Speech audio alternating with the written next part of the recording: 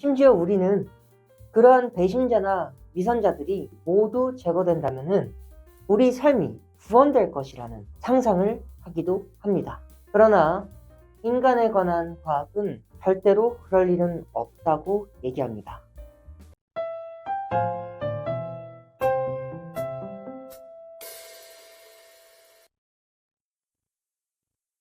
네, 안녕하세요. 우리가 나누는 대화라는 채널에서 삶에 관한 이야기를 하고 있는 수민이라고 합니다. 조금 혼란스러운 상황입니다. 그런 만큼 오늘은 평소에 하던 삶의 목표에 관한 이야기에서 조금은 벗어나서 이런 순간에 도움이 될 만한 심리학적인 이야기를 한번 나눠보고자 합니다. 그리고 오늘의 이야기가 많은 분들에게 좀 도움이 되셨으면 합니다. 지금 우리 사회는 많은 믿음과 신뢰로서 운영되고 있습니다. 우리는 서로가 각자의 자리에서 최선을 다할 것을 믿으면서 기꺼이 사회와 내 주변의 사람들을 위해서 헌신할 수가 있습니다. 그러나 우리는 최근 그러한 믿음이 훼손될 만한 소식을 너무나 많이 들었습니다. 예를 들어 우리는 믿고 기꺼이 그 권한을 넘겨준 이들이 사실은 범법자일 수 있다는 소식을 들으며 분노하고 또 좌절했습니다. 결정적으로 최근에는 우리가 믿고 넘겨준 권한 중에서도 가장 거대하고 또 강력한 권한을 넘겨받은 이가 그 권한을 이용해 우리의 삶을 침범하려 했습니다. 이는 우리의 믿음을 배신하는 행위이자 우리가 소중하게 생각하고 있는 우리의 자율권을 훼손하는 행위가 되겠습니다. 우리는 이러한 일을 당할 때마다 좌든 우든 정계든 재계든 그 안에 숨어있는 위선자 혹은 배신자들이 우리 사회의 약속과 믿음을 깨고 우리의 삶을 불행하게 만든다고 생각합니다. 그래서 그들을 제거하게 된다면 우리 삶의 불행이 훼손될 것이고 우리가 살아가는 세상이 더 나아질 것이라고 생각합니다. 심지어 우리는 그러한 배신자나 위선자들이 단죄받았다는 기사를 접하면서 팍팍한 삶 속에서 잠시나마 위안과 평안을 얻으면서 그러한 이들이 모두 제거된다면 우리 삶이 구원될 것이라는 상상을 하기도 합니다. 그러나 인간에 관한 과학은 절대로 그럴 일은 없다고 얘기합니다. 결국 오늘 하고자 하는 일은 심리학을 통해서 우리가 갖고 있는 혹은 누군가는 가질 수 있는 편견 하나를 바로잡는 것이 되겠습니다. 구체적으로 문제 제거나 단죄, 심판, 아니면 나락 보내기 등에만 우리가 관심을 쏟게 된다면은 다양한 다양한 요소가 공존하는 세상을 부정적으로만 바라보게 될 것이고 또 그 부정적인 정보와 함께하는 불쾌한 감정과 늘 함께하게 될 것이라는 얘기를 하고자 합니다. 만약 우리가 문제를 제거한 끝에 구원이 올 것이다 라고 믿으면서 매번 문제에만 집중하고 그 문제를 제거하는 일에만 집중하게 된다면은 우리 마음은 점차 문제만 바라보는 방식으로 편향되게 될 것이고 결국에는 존재하지도 않을 문제까지도 만들어내게 될 것입니다. 즉 구원과 평안함은커녕 계속해서 마음속에서 존재하지도 않을 적을 만들어내면서 싸우게 될 것입니다. 왜 그렇게 되는지에 관해서 설명을 하고자 우리가 문제에만 집중하고 있을 때 뇌에서 벌어지는 일에 관해서 얘기해 보고자 합니다. 먼저 문제라는 개념을 우리 뇌가 어떻게 받아들이고 있는지를 이해해 보고자 문제라는 단어를 심리학적인 단어로 바꿔보도록 하겠습니다. 문제, 즉 우리 삶을 위협하는 다양한 요소들, 우리 생존과 번영을 위협하는 다양한 요소를 심리학에서는 위험이라고 부릅니다. 반대로 우리 생존과 번영에 이득이 되는 다양한 요소를 심리학에서는 보상이라고 부릅니다. 우리를 포함한 인간을 포함한 다양한 동물들이 거친 환경 속에서 성공적으로 살아남기 위해서는 이 위험과 보상을 예측해낼 수 있어야 합니다. 만약 여러 단서를 통해서 위험과 보상을 미리 예측하고 그에 관한 대비를 미리 하지 않는다면 그 동물은 무방비하게 위험에 노출되거나 혹은 보상을 얻을 귀중한 기회를 놓치게 되면서 생존의 어려움을 겪게 될 것이기 때문입니다. 이러한 아주 중요한 예측을 하는 부위가 바로 뇌가 되겠습니다. 신체 구석구석에서 얻은 정보들이 신경다발을 타고 올라와 한 곳에 모이게 되고 그 정보들을 통해서 미래의 위험과 보상에 관한 예측이 만들어지는데 그 신경다발의 집합이 바로 뇌가 되겠습니다. 자, 이렇게 위험과 보상에 관한 예측은 생존에 있어서 굉장히 중요하기 때문에 다양한 행동이나 의사결정의 근거이자 원인이 되기도 합니다. 자, 그에 관한 얘기를 하고자 한 가지 예시를 들어보겠습니다. 자, 우리가 의자에 앉아서 멍하니 부엌을 바라보고 있다라고 한번 상상해 봅시다. 만약 뇌가 해당 시각 정보에서 위험만을 예측하게 된다면은 우리는 부엌에 놓인 위험 요소, 즉 날카로운 칼에 집중하면서 그 칼로 인해 생길 수 있는 끔찍한 미래와 그러한 예측과 함께하는 불쾌한 감정을 경험하게 될 것입니다.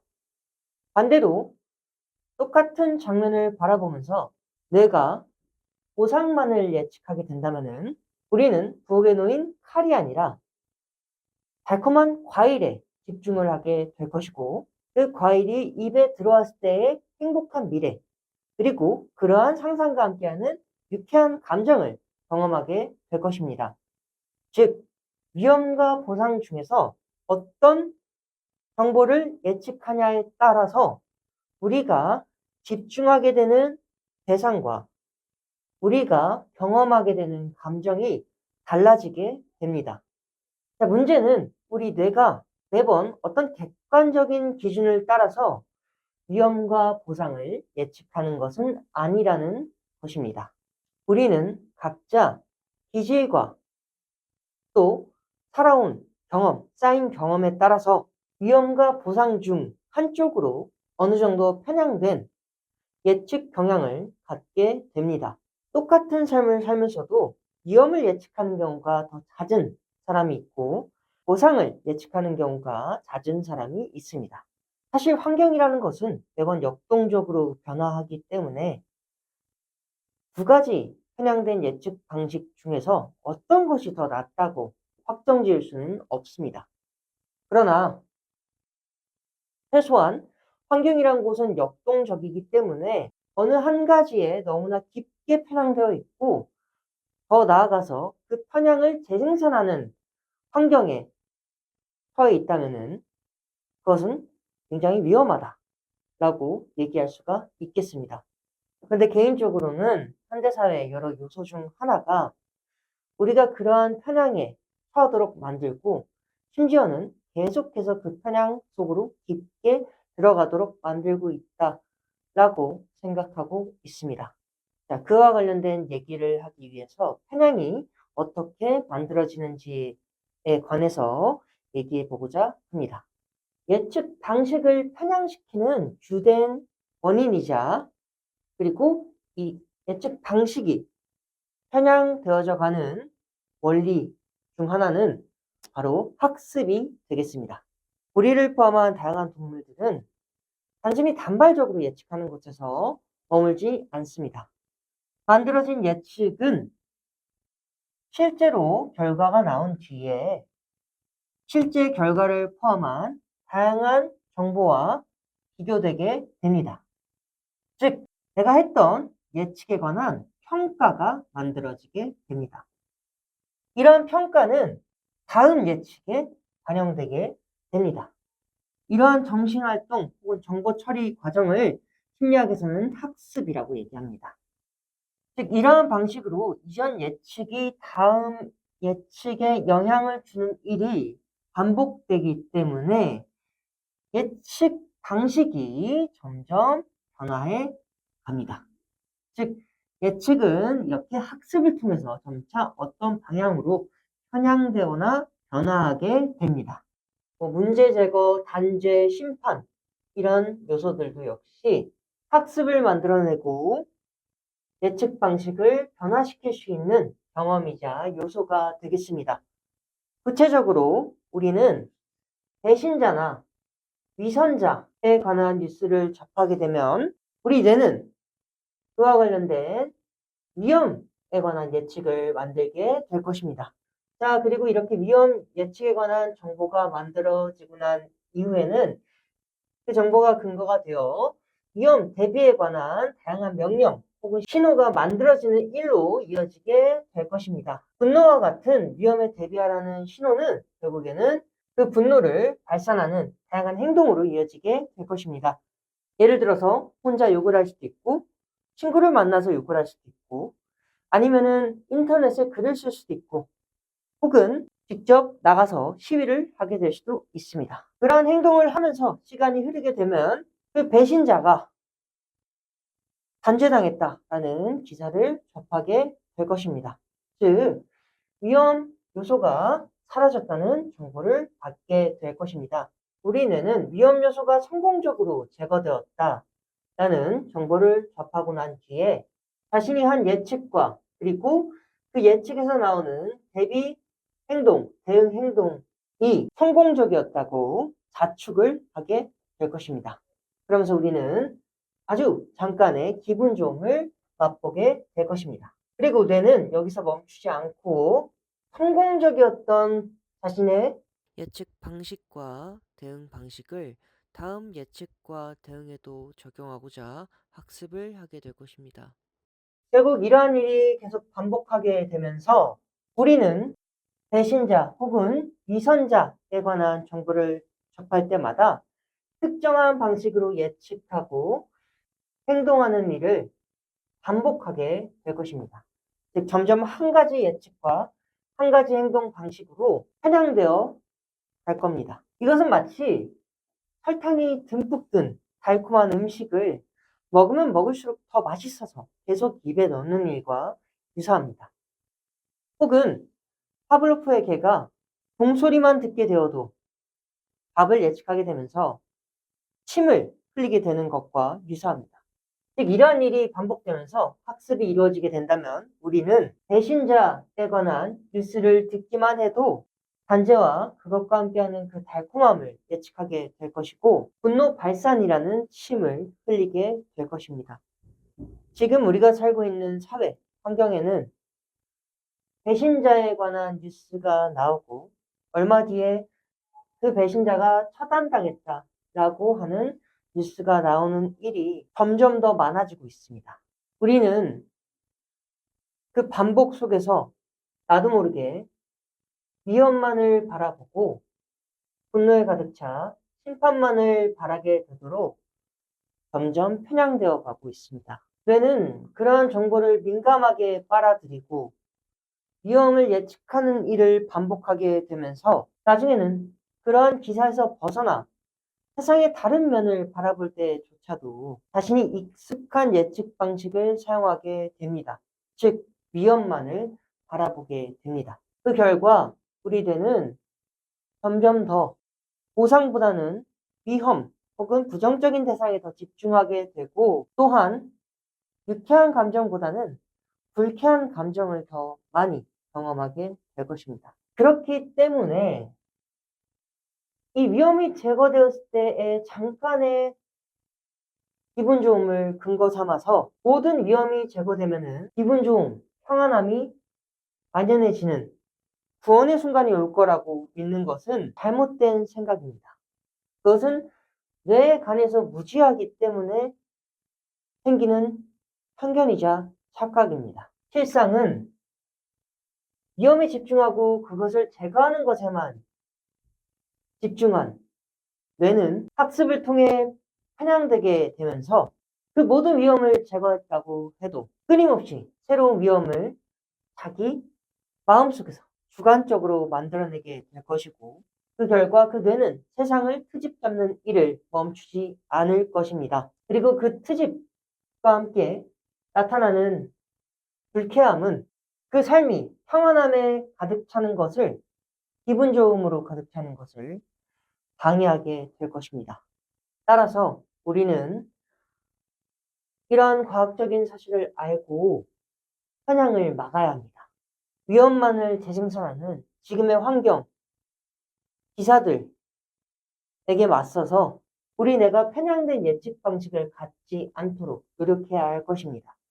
그러기 위한 가장 좋은 방법 중 하나는 바로 보상을 예측하는 것이 되겠습니다. 상식적이고 또 당연한 얘기를 하자면은, 우리가 위험을 제거하고자 하는 이유는 동물이, 생명체가, 인간이 위험을 제거하고자 하는 이유는 그 위험이 사라진 환경에서 보상을 누리기 위함입니다. 즉, 위험을 제거했으면은 그 다음에 나타날 보상을 예측하고 그 보상을 실현시키기 위해서 노력해야 할 것입니다. 즉, 위험을 제거하고 난 뒤에 해야 할 일이란, 생명체로서, 동물로서, 또 인간으로서 해야 할 일이란 그 다음에 나타날 보상을 예측하고 그 보상을 실현하기 위해서, 실제로 내 손에 그 보상이 들어오게 만들기 위해서 고민하고 노력하는 것이 되겠습니다. 그러니까 단죄나 심판에서 바로 자축으로 넘어가거나 아니면 그것에서만 머물지 말고 그 다음에 실제로 내 삶이 나아지기 위해서, 보상으로 가득 차기 위해서 예측을 하고 그 예측과 기대를 실현시키기 위한 노력을 해야 합니다. 그래야만 우리는 부정적인 정보, 뉴스와 기사와 그리고 단죄와 관련된 기사에서 오는 잠깐의 기분 좋음에 갇혀서 세상을 위험으로 바라보는 일로부터 벗어날 수가 있을 것입니다. 우리는 이 넘쳐나는 부정적인 정보와 그것이 자연스럽게 만들어가는 환영, 혹은 그것이 주는 혼란 속에서 다시 세상에 존재하는 보상, 그리고 그것을 위해서 내가 할 수 있는 일을 고민해야 합니다. 그래야만 우리는 편향되지 않은, 균형 잡힌, 혹은 조금은 비관적이지 않고 낙관적인 그러한 예측 방식 혹은 사고 방식을 가질 수 있게 될 것입니다. 사실 이러한 이야기를 해야겠다라고 마음먹게 된 계기가 있습니다. 얼마 전 시사 혹은 경제와 관련된 내용을 다루는 한 대형 유튜버 분이 유튜브 라이브를 통해서 계엄과 관련된 이야기를 나눈 적이 있습니다. 해당 라이브는 전체적으로 계엄을 비판하는 뉘앙스와 이런 일이 일어났지만 그래도 힘내서 다시 일어나서 잘 해보자 라는 뉘앙스를 포함하고 있었습니다. 자, 그런데 누군가는 이런 일이 일어났지만 그래도 힘내서 잘해보자 라는 해당 유튜버의 뉘앙스를 단죄 혹은 심판을 미뤄야 한다 혹은 반대한다 라는 식으로 해석을 했고, 그러한 해석을 한 누군가가 기사를 내면서 자신의 편향된 해석을 다시 재생산하게 되는 일이 있었습니다. 그러면서 이것이 굉장히 시끄러운 이슈로 변해버리는 사건이 있었습니다. 개인적으로 그러한 광경을 바라보면서 많은 이들이 단죄나 심판 혹은 나락 보내기에만 너무 매몰되어서, 혹은 위험을 바라보는 일에만, 배신자나 위선자를 바라보는 일에만 너무 매몰되어서 그것을 제거한 이후에 보상과 노력에 관해서 얘기하는 것을 어색해하는구나, 잘 이해하지 못하는구나, 혹은 그것에 관해서 생각해 본 적조차 없구나 라고 느꼈습니다. 단죄라는 것은 분명 우리 사회가 다시 믿음으로 가득 차도록 만들기 위해서 꼭 필요한 절차이긴 합니다. 그러나 단지 그 자체만 매몰되어서 믿음으로 가득 차게 만들 실질적인 방법, 그리고 믿음이 가득 찼을 때 돌아올 보상 등을 생각하지 않게 된다면은 그 사회와 단죄만을 주장하는 사람의 삶은 실질적으로 개선되지 않습니다.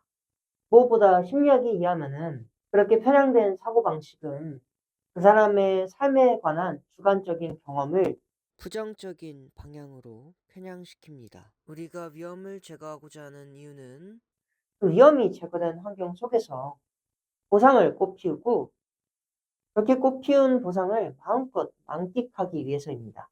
단죄에서 머물 것이 아니라 위험에 관한 생각에서 머물 것이 아니라 그 다음에 관해서 그 다음에 보상을 얻기 위해 나아갈 바에 대해서 생각을 해야지만 우리 삶이 실질적으로 우리 사회가 실질적으로 나아질 것이고 또 한편으로는 개개인의 삶에 관한 주관적인 경험 또한 나아지게 될 것입니다. 보다 많은 이들이 현대 사회에 진보된 기술로 정보의 확산이 매우 쉬워진 현대 사회 속에서 넘쳐나는 부정적인 기사와 그것이 주는 경험에 매몰되어서 위험 예측에만 매몰되지 않기를, 편향되지 않기를 바랍니다.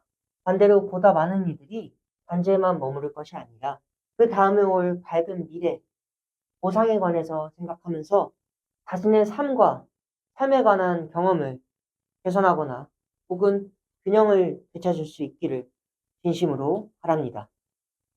네, 오늘은 요즘 어수선한 최근 상황에 맞춰서 이런 상황을 현명하게 이겨내기 위해서는 대응하기 위해서 필요한 심리학적인 지식에 관해서 얘기를 나눠봤습니다. 다음번에 올라올 영상은 아마 기존의 영상과 같이 또 삶의 목표에 관한 이야기를 담고 있는 영상이 될 것 같습니다. 또 막간을 이용해서 잠깐 소개이자 홍보를 하자면은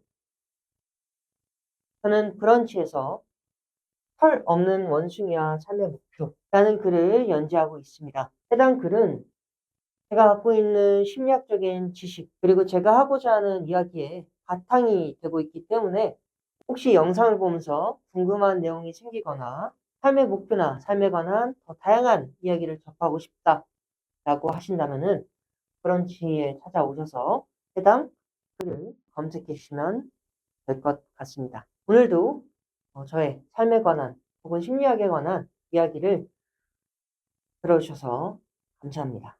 저는 우리가 나누는 대화라는 채널을 운영하고 있는 삶에 관한 이야기를 하는 수민이었습니다.